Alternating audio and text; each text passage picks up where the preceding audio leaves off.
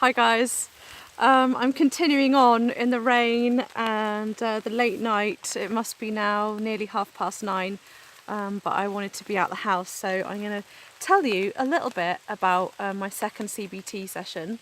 So I'm not going to go into the nitty-gritty bits that are kind of personal to me, but I think the bits that you'd be interested in are kind of techniques that maybe you could use to help you out. So here we go. One of the first things after we started chatting about things relating to me, he was like, okay, get your diary out. And I wrote down these 3 columns, and at the top there was A, B and C in the 3 columns. A meant for activated, which is a bit like a trigger event, for example. B is for beliefs, and C stands for consequences. So I wrote down my trigger event first, and then he told me to skip beliefs and go to my consequences. So in the consequences column, there's actually 3 parts to it. It's really hard for me to read in this light. So first we talked about emotions relating to that trigger event. Then we moved on to physiological, which for me that was quite easy. I knew where in my body I could feel things change and kind of clam up and feel kind of tight-chested, I said, and rigid. And then behavioural. Sorry about the swinging branch that you're attached to. I hope it's not too annoying. And so behavioural issues relating to consequences, which actually I found really quite hard to answer. He had helped me a lot with that. And then from those things, like apprehension and worry, for example, we spoke about beliefs and what beliefs come out of that. So yeah, I might continue trying to do that with when other things come up and see if that's helpful for me to kind of work out the situation and what's going on. A second thing that I want to comment on is should statements. Now, I remember in the past, I'd be like, oh, the rain's coming down. I know that should statements are not a good idea, and I've always wanted to steer clear of them, but yet sometimes they still come about. And so he was kind of picking up on my should statements. And he said that you can do 3 things with should statements. You can either keep them, you can tweak them, or you can throw them away. Now, I quite liked that, because he said that in time and over time, your should statements will probably change and adapt and alter. So sometimes it might just be really easy to throw away your should statements because you've changed, or the situation's changed. And how you might be able to tweak a should statement is, for example, instead of saying I should, or they should, or you should, you write I wish, instead. So that's a nice way of starting your sentence instead. I wish that, or I wish that he, for example. And then if it's still beneficial for you, then obviously you can keep that should statement. But I haven't yet worked out when that would be actually a good thing. Because for me, should statements then form expectations, and for me, I find expectations for others or myself not particularly helpful to live with or live by. So yeah, that's something I'm pondering.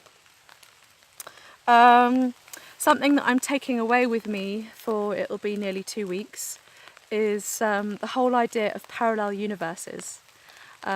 Because I wrote down a whole load of my own personal values, and he said that everyone has their own values that fit with them and the way they've been brought up, or the way that they live, and your values change over time as well. But I really like the idea that when you have your different values with someone else, you're living a kind of parallel universe to that other person. And sometimes your values don't cross at all, and sometimes they do. So where your values cross, it was almost like me kind of filling in and reading between the lines, was that, you know, you'll be able to get on with that person where your values cross, but where they don't, you won't kind of meet. So I really like that. So be aware that your universe is kind of different to other people's, and that you can live by your values and keep with that and be strong with those, and yeah. And I suppose what comes from that is quite often when we have a situation, we might want to suddenly go in and fix it straight away. And I think that's probably something that I probably do.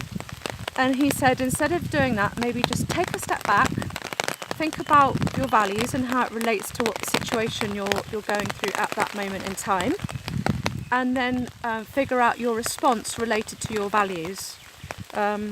So for me, that will probably take a bit of time to start with, but I suppose that's something you get used to and you can practice and work on, instead of just suddenly jumping in and fixing the situation. So maybe you could have a think about when you try and fix things and solve things straight away, and how maybe you could step back and think about what your values are, and then make a response based on that. I liked what he said about being rational and realistic. I'm not going to say much more about that. It's just something that I wrote down quickly, and I thought, oh, that sounds good, but I'm not quite sure what to do with it yet. So this next 2 weeks for me is kind of a time of experimentation, which I think I've probably been doing all of my life, to be honest, and especially since having my episode, I've had to do an awful lot of experimenting with the way that I communicate with others, because, you know, when you're coming out of being a zombie and you're trying to figure out who you are and how to continue with the rest of your life, I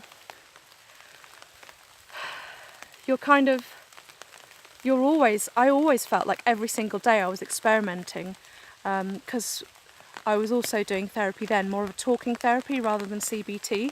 And I remember coming back from my sessions and chatting in the kitchen with Robin, making dinner, and and I was discussing with him, do you think that's a good thing to say? Should I have said it like that, or should I have said it some other way? What do you think's good, Robin? And, you know, we discuss it, because I really just didn't know where I was at, or how I should be communicating with people, or, you know, I was going through difficult times, and I really just needed that everyday support to work out, am I on the right track, basically. So he'd be like, I'd be bouncing all my ideas off him,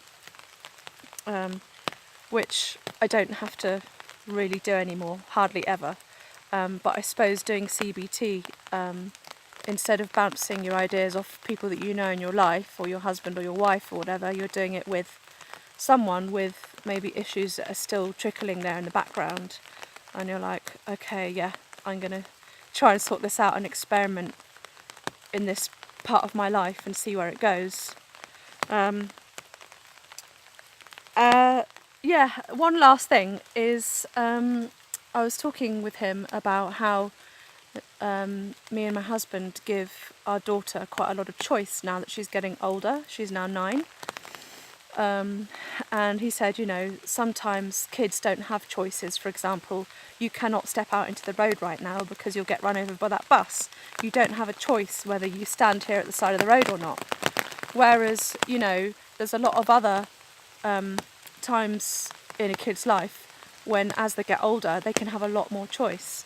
And we're giving that with Heidi. And that's what we feel comfortable with. We want her to feel like she's independent and has choices. And he said, you know, you have to start giving that to yourself, and so you feel like you've got choice too. Hang on, I'll try and stop you from swinging. It's tricky. It's a bit windy.